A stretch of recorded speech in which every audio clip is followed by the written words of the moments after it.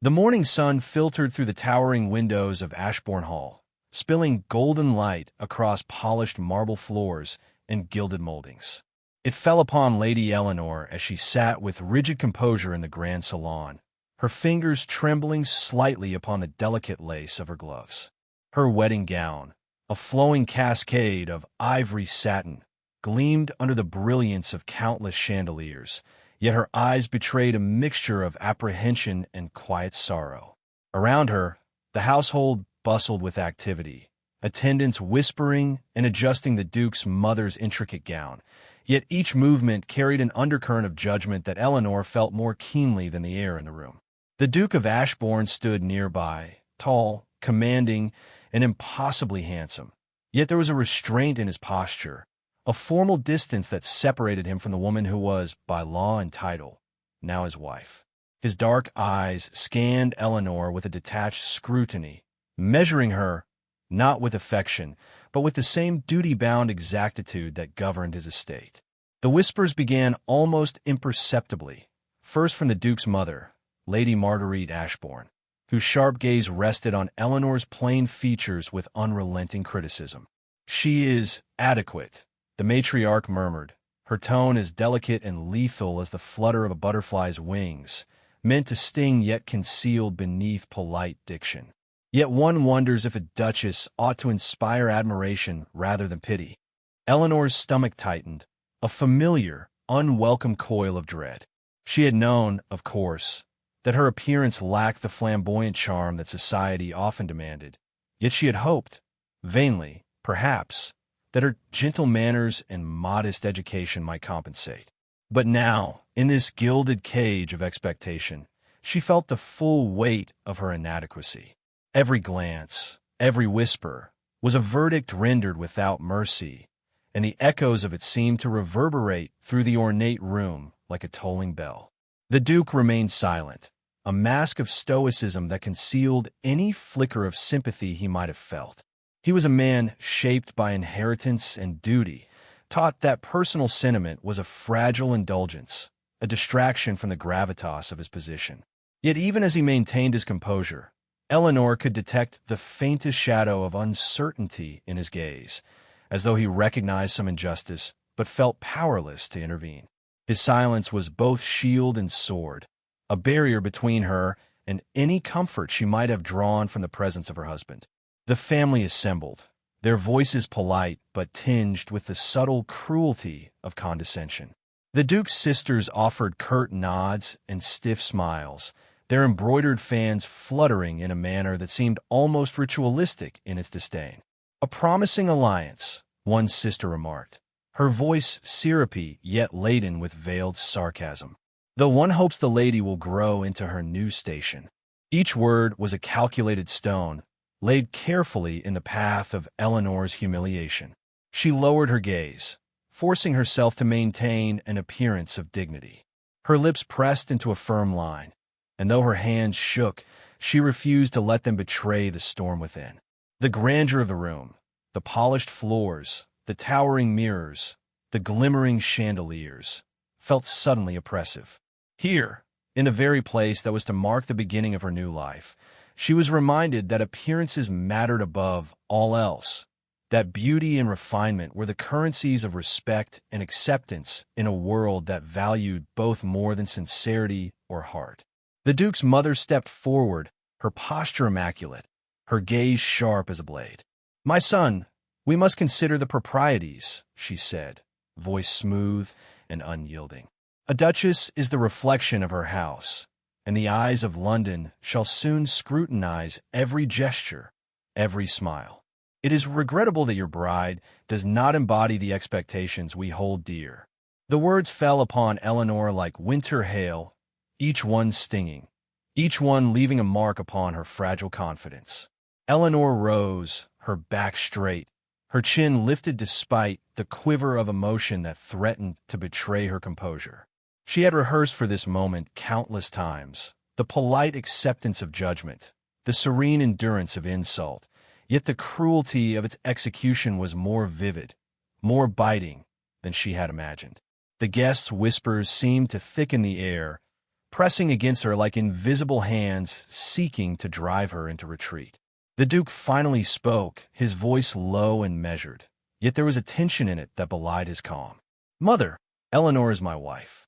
Her worth is not measured by the narrow standards of fashion or fleeting admiration." His words carried authority, yet they lacked the warmth Eleanor had longed to hear. They were formal declarations of principle rather than heartfelt protection, and they left her heart fluttering with both hope and uncertainty. Lady Marguerite's eyes narrowed slightly, the faintest lift of a brow signaling that the argument was far from over. "I am concerned for his standing, as you must understand. The eyes of society are unforgiving, and one must maintain dignity in all appearances." Her words, though polite, were as icy as frost upon glass. Eleanor's stomach sank further. She understood, in that moment, that she was fighting not a single battle, but an entire social order. By mid-morning, the verdict was tacit but undeniable. The whispers of disapproval had solidified into collective expectation. Eleanor was to leave Ashbourne Hall, not in the scandalous sense of a duel or public rebuke, but with the quiet, cutting cruelty of exile imposed under the guise of propriety. Carriages were prepared in the courtyard, horses stamped and impatient, harnessed in polished leather. Eleanor gathered her few belongings, her hands shaking as she packed, aware that each garment, each personal token, represented the life she had anticipated but would now be denied. The Duke escorted her to the carriage, his expression a mask of restraint. "Eleanor," he said softly, the word carrying more weight than any formal address, "I wish there were another way." His words were hesitant, burdened with the unspoken, yet Eleanor could sense a flicker of genuine regret in his tone. She inclined her head, maintaining her composure, but the effort was costly, each breath a silent battle against the swell of humiliation and sorrow. The carriage doors closed, and Eleanor was whisked away from the only home she had just begun to know, the windows of the hall framing a scene of wealth and splendor that now seemed alien and unwelcoming.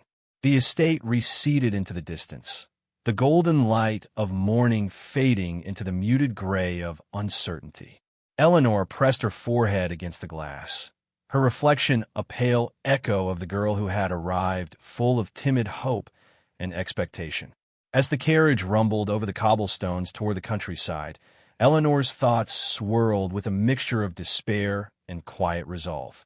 She would endure this exile, though her heart ached for recognition, for acceptance, for a love that had been denied her in the cradle of her new life. And yet, deep within, a fragile ember of hope persisted, a whisper that perhaps the world was larger than the narrow confines of Ashbourne Hall, that her story was far from concluded, that transformation, dignity, and even love might one day find their way back to her. The horses carried her into the mist of the morning, leaving behind the grand estate, the whispers, and the judgment of a society obsessed with appearances. And as the hall diminished from view, Eleanor allowed herself a single, quiet breath, a fragile promise that she would rise, she would endure, and she would return, stronger, wiser, and undeniable. The stage was set. The exile had begun, but so had the journey that would change Eleanor's life forever, setting her upon a path toward refinement, resilience, and a destiny intertwined with the Duke who, even in his pride and disapproval, could not escape the silent pull of a heart he had yet to truly know. The carriage rattled along winding country lanes, the early morning mist curling around the wheels like whispered secrets.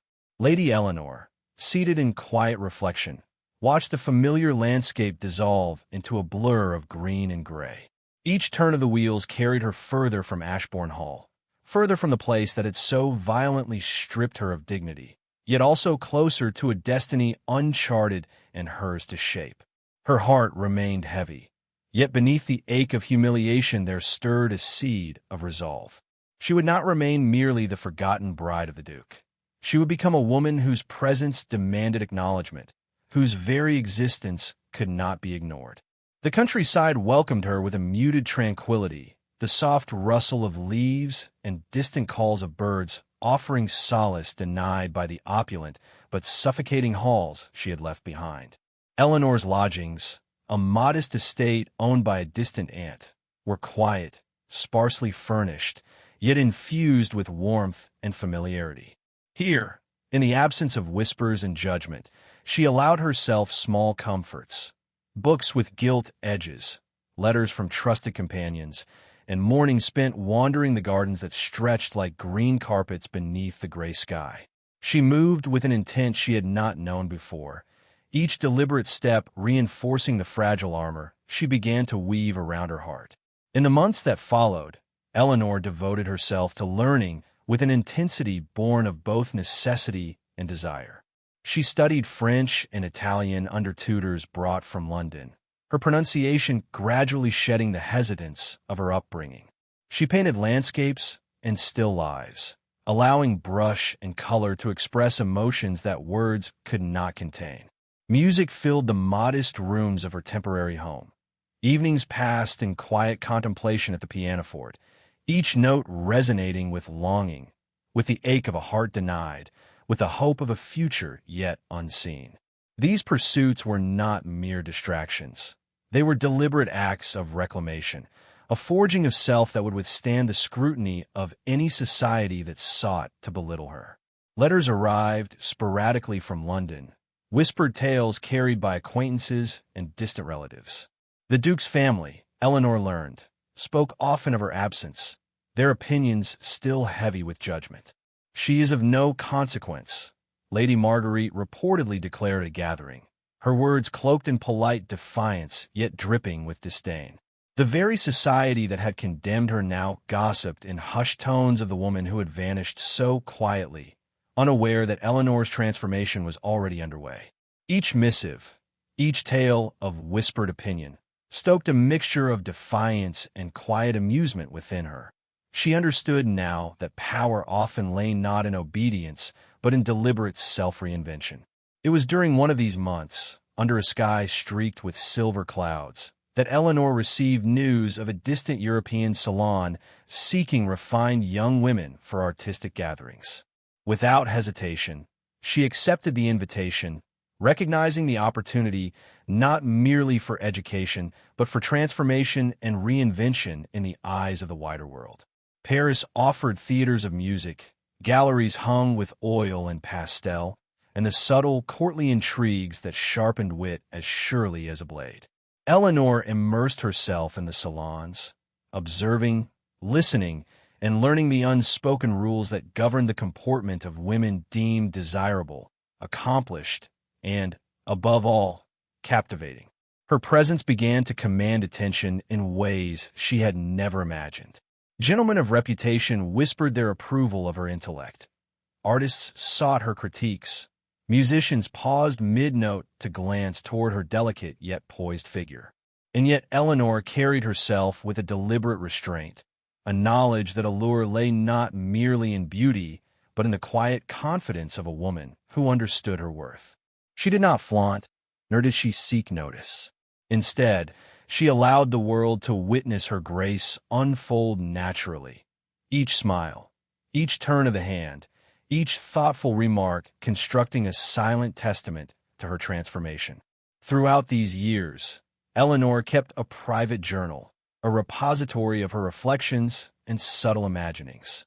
She wrote of the Duke, of the morning that had shattered her, of the sting of exile and the slow, steady fire of resolve that now guided her every step. She did not dwell in bitterness.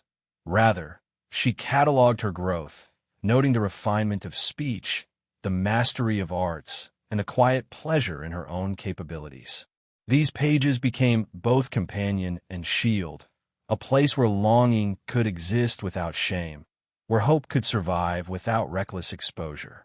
In the salons of Venice, she learned the delicate art of influence through conversation, the power of suggestion and laughter, and the magnetic pull of presence unforced. A painter, recognizing her extraordinary poise, requested her portrait.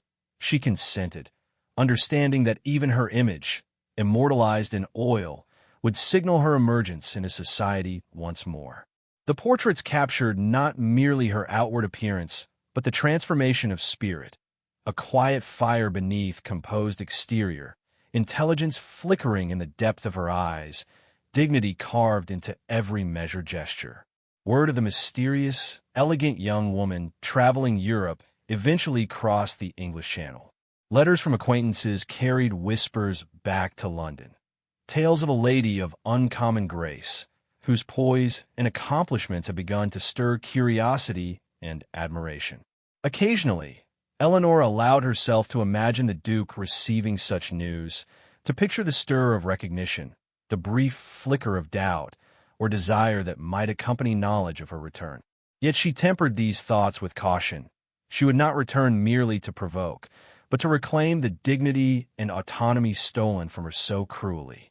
By the time Eleanor arranged her return to England, she had become a woman both formidable and enchanting, her appearance now harmonizing with the cultivated elegance of mind and spirit she had honed. She traveled discreetly, aware that attention must be measured, that society would be quick to judge, and that every entrance was both an act of self-assertion and a test of restraint. Her anticipation was tempered by the knowledge that transformation alone would not suffice. She must also navigate the intricate web of pride, expectation, and social scrutiny that awaited her. The first glimpse of London society through her carriage window brought a familiar thrill tinged with apprehension. The city stretched like a vast tapestry of opportunity and peril, a stage upon which every gesture, every glance, might invite admiration or judgment. Eleanor's heart beat with steady rhythm, the fire within now matched by a calm precision. Each breath and measured glance a signal that she had endured, grown, and was prepared to face whatever awaited. The Ashbourne estate, with its echoes of judgment, awaited her return, and with it the Duke whose indifference and duty had once seemed insurmountable. As the carriage turned toward the bustling thoroughfare leading to the estate, Eleanor's gaze lifted to the horizon. She carried with her the quiet triumph of years dedicated to refinement, the subtle power of accomplishments achieved through diligence, and the unspoken message that exile could not diminish a spirit determined to flourish. Her heart, though still tender with memory, held anticipation as well. Anticipation for the moment she might be recognized, truly recognized, not merely for appearance, but for the strength, poise, and elegance that had been forged in the shadows of her exile. And in that anticipation, the narrative of her return was already beginning, poised to unfold in ways that would challenge pride, ignite curiosity, and awaken desires long suppressed. The journey from banished bride to resplendent lady was complete, yet the collision with the Duke, the reawakening of old feelings, and the delicate dance of social scrutiny had yet to begin. Eleanor's resolve, tempered in the quiet of distant lands, would now meet the pressures of home, setting the stage for a confrontation of hearts, a rekindling of admiration, and a slow, deliberate rise toward a destiny neither society nor circumstance could dictate. The night air of London carried a chill, sharp yet intoxicating, as lanterns flickered along the cobblestones and horse-drawn carriages clattered past in measured rhythm. The Duke's estate had been transformed into a luminous stage, adorned with polished oak floors, glittering chandeliers, and gilded mirrors reflecting the vibrant swirl of color, silk, and whispered conversation. Lady Eleanor's carriage arrived with quiet elegance, the horse's hooves echoing faintly against the stones, announcing her presence without ceremony, yet commanding the attention of all who lingered near the grand entrance. She stepped from the carriage with a poise that spoke of years spent honing grace, each movement deliberate, measured, a symphony of refinement. The ballroom's air was rich with perfume, candle smoke, and the low murmur of polite society. Music poured from the orchestra, a gentle cadence of violins and piano weaving a tapestry of sound that filled the great hall with warmth. Eleanor paused at the threshold, her eyes scanning the room, noting the subtle hierarchies displayed in posture, conversation, and costume. She had returned not to boast, but to reclaim the dignity denied her, to demonstrate with quiet inevitability the transformation that her exile had wrought. Already, murmurs rippled through the assembled guests, glances shifting toward the newcomer, their curiosity piqued by the elegance of her entrance. And then, inevitably, his gaze found her. The Duke of Ashbourne, standing near the tall windows with the chill of propriety etched into his posture, felt a sudden, almost imperceptible shift in the atmosphere.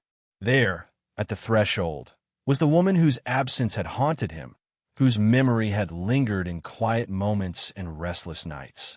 The Lady Eleanor of rumor and conjecture was now before him, radiant and poised, a vision that seemed to blend the refinement of European salons with an inner fire that had remained untamed by time or exile. His chest tightened, the familiar tension of pride and suppressed longing knotting within him, as if the years apart had done nothing to temper the pull he had always felt. Eleanor moved into the room with quiet authority, her eyes briefly meeting the Duke's. The flicker of recognition passed between them like an electric current, charged with the weight of past humiliation and unspoken desire. She offered a subtle nod, acknowledging the shared history without words, and the Duke, unaccustomed to the vulnerability it demanded, struggled to maintain composure. Around them, the world continued in polite rhythm, laughter, music, and conversation. But for those two, the room seemed to contract, leaving only the space between them and the tension that hung like fine silk threads, taut and ready to snap. As the evening progressed, Eleanor's presence became the axis upon which every glance and gesture turned. Gentlemen found their conversation faltering, eyes drifting toward her measured movements, her understated gestures, the elegance with which she engaged those around her. She spoke little at first, allowing her composure and intellect to command attention subtly, each carefully chosen word revealing intelligence and grace that far surpassed her youthful timidity. Each compliment she received, each gesture of admiration, Eleanor accepted with dignity, never flaunting, always acknowledging the delicate balance between humility and assertion. The Duke's observations of her were no less measured, but infinitely more complex. He noted the light in her eyes, the refined carriage of her shoulders, the quiet confidence that seemed to emanate without effort, the memory of her exile, the cruel whispers, and the judgments of his family pressed upon him, mingling with an unexpected swell of admiration. He recognized, with a pang of regret, that the woman before him had always been remarkable, though circumstances had blinded him to it.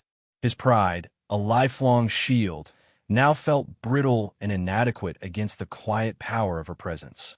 At last, the orchestra signaled a pause between movements, a lull in the music that seemed almost orchestrated to allow the dance of words and glances to commence. The Duke approached, his steps deliberate, and bowed with formal courtesy. "Lady Eleanor," he said, his voice low yet commanding, "you honor us all with your presence this evening." The careful neutrality of the words belied the tremor beneath the surface, a subtle acknowledgment of the storm that memory and longing had stirred. Eleanor inclined her head with the faintest smile, the motion both demure and knowing. "It is a pleasure to return," she replied, her tone composed, yet layered with unspoken meaning. "The estate has always been memorable." Her choice of words, carefully selected, carried a double resonance. The public civility expected of her, and the private, pointed acknowledgment of the years of estrangement and injustice. The Duke's chest tightened once more, for he understood the depth behind her restraint, the intelligence with which she measured every syllable, and the quiet assertion of her reclaimed dignity. The dance began, a stately waltz that allowed them proximity without overt declaration. Hands brushed, eyes met, and every turn seemed choreographed by memory and desire alike. Eleanor's poise contrasted with the Duke's tension, creating a dynamic charged with anticipation. Each movement of the dance became a conversation without words, a lift of the chin, a guiding hand, a subtle shift of gaze, all speaking to the acknowledgement of past wrongs, present admiration, and the potential for reconciliation. The room around them faded, the glittering chandeliers, the whispers of society, the perfumed air, all receding until only the measured cadence of the waltz and the silent exchange between two souls remained. Minutes stretched into moments dense with meaning, and Eleanor, sensing the Duke's internal struggle, allowed a subtle flourish of confidence, a quiet display of self-possession that spoke volumes. He faltered slightly, unable to maintain the rigid control his pride demanded, and in that faltering lay the recognition that the power dynamic had shifted. She had returned, not merely to be seen, but to be acknowledged on her own terms, a force both gentle and indomitable. As the final strains of the orchestra filled the hall, Eleanor gracefully stepped back, her eyes holding the Duke's for a fleeting moment that seemed to suspend time. She withdrew into the throng of guests, leaving the Duke momentarily stunned, the weight of memory, admiration, and longing pressing upon him in a manner that demanded confrontation. Whispers circulated, but none spoke aloud the tension between them, leaving it unspoken yet palpable, a silent storm beneath the surface of polite society. Eleanor found a quiet corner near a marble column, allowing herself a moment to breathe and observe. The subtle change in the Duke's demeanor had not gone unnoticed, and though society continued its intricate dance of observation, the private battle of hearts had begun. She understood, with a clarity born of exile and refinement, that her return was not merely a spectacle, but a catalyst for change, an opportunity to challenge pride, awaken desire, and reclaim the recognition that had been denied her. The night drew on, yet the momentum of their encounter promised more than the casual dance of polite conversation and strategic observation. Eleanor's measured presence had already begun to unsettle the Duke, planting the seeds of admiration and longing that he could neither ignore nor fully suppress. The challenge now, delicate and intricate, was for each to navigate the rigid expectations of society while confronting the undeniable pull between them. As the clock chimed the late hour, Eleanor's gaze swept the room one final time before departing, a composed figure of elegance and quiet power. The Duke remained where he had been, rooted by a mixture of pride, desire, and the uneasy realization that the woman he had underestimated was now a force beyond dismissal. The evening had ended in civility, yet the undercurrent of tension and anticipation promised that this encounter was merely the beginning of a more intimate, emotional reckoning. The stage was now set for confession, confrontation, and the careful unraveling of old pride in favor of a renewed understanding of admiration, longing, and love. Eleanor had returned, transformed and resolute, and the Duke, confronted by the undeniable reality of her presence, would be compelled to face truths long buried beneath duty, expectation, and the cruel judgments of society. Their journey, delicate and fraught, was poised to continue, each subsequent step imbued with the tension of hearts rediscovering one another amid the glittering, scrutinizing gaze of Regency England. The garden at Ashbourne Hall was a realm of shadows and silver light, lanterns casting golden halos across meticulously trimmed hedges and the delicate blooms of late autumn roses. A gentle fog drifted along the cobblestone paths, curling around statues of mythic figures, lending the night an air both ethereal and intimate. Lady Eleanor walked with measured grace, her skirts brushing the fallen leaves, each step deliberate, echoing a quiet confidence born of years of self-cultivation. The soft rustle of silk accompanied her movements, a subtle hymn to the refinement she had painstakingly honed in exile, and yet beneath her composure lay the tender vulnerability of a heart long tested by humiliation and longing. The Duke emerged from the shadows, tall and unyielding, the firelight of the nearby conservatory flickering across his features. The years had not diminished his presence. If anything, the burdens of duty and pride had etched deeper lines upon his countenance, and yet his gaze softened as it met Eleanor's. For a moment, the garden seemed to contract, the mist swallowing the sounds of the night, leaving only the two of them suspended in a private world, a delicate sphere of anticipation and remembrance. "Lady Eleanor," he began, his voice low, threaded with hesitation, yet resonant with the authority that had always defined him. I cannot summon words sufficient to convey the regret, the foolishness of my silence, and the years lost to pride. Each syllable trembled with sincerity, and Eleanor, attuned to the subtleties of emotion, recognized the unspoken acknowledgment of past injustice. She inclined her head, her expression composed yet luminous with the quiet fire of self-possession that had drawn his attention months before. "You speak of regret," Eleanor replied, her tone measured, voice carrying the elegance of her years abroad, as though it might amend what was taken or excuse the cruelty of those who judged me for appearances alone. Her eyes, calm yet piercing, searched his face, seeking the truth behind the carefully controlled posture, the rigid formality. "Words, however sincere, cannot alone undo the exile imposed on me." The Duke's hand trembled slightly as he extended it, the familiar gesture of formality now charged with vulnerability. "I do not ask for forgiveness lightly," he admitted, "nor do I presume that a single confession can restore what society denied. Yet I am compelled to speak the truth that has long resided, unbidden, in my heart. You have haunted my thoughts, Lady Eleanor, and the measure of my desire is matched only by the shame of having allowed duty and expectation to blind me." Eleanor studied him, noting the honesty in his eyes, the subtle tension in his shoulders, the quiet urgency that bespoke a man wrestling with pride and longing. She could have turned, retreated into civility and propriety, yet the years of growth, of refinement, had tempered not only her patience, but also her willingness to embrace what had always been possible. She allowed a faint, deliberate smile to touch her lips, a gesture both inviting and commanding, signaling the acknowledgement of mutual recognition and the delicate negotiation of hearts long estranged. They walked slowly through the moonlit paths, the scent of roses mingling with the crisp night air. Every step was laden with meaning, every glance a conversation without words. The Duke's earlier restraint began to falter as Eleanor's presence reminded him of the woman he had underestimated, of the fire he had failed to see behind her quiet exterior. The garden, with its lantern-lit paths and misted statues, became a theater for their emotions, a place removed from society's gaze where truth and desire could unfold unimpeded. "I feared," the Duke confessed, pausing near a marble fountain, "that the consequences of my family's judgment would remain permanent, that your exile would be irreversible, that the world had moved beyond the memory of what should have been ours to share."